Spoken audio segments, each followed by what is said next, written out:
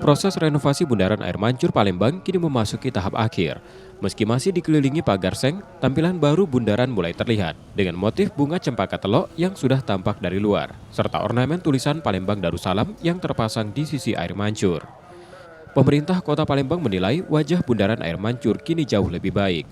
Sejumlah penyempurnaan masih dilakukan, mulai dari penguatan semburan air, penambahan ornamen Asmaul Husna, hingga penataan kawasan di sekitar bundaran.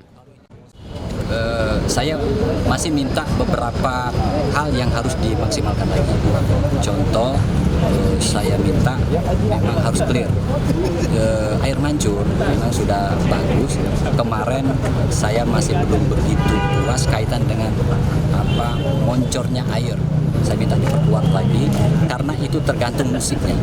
Terus yang kedua, kemarin saya juga minta sesuai dengan desain awal ada Asmaul Husna yang keliling malam-malam, termasuk penataan cahaya. Saya minta cahayanya juga jangan terlalu jangan terlalu norak. Memang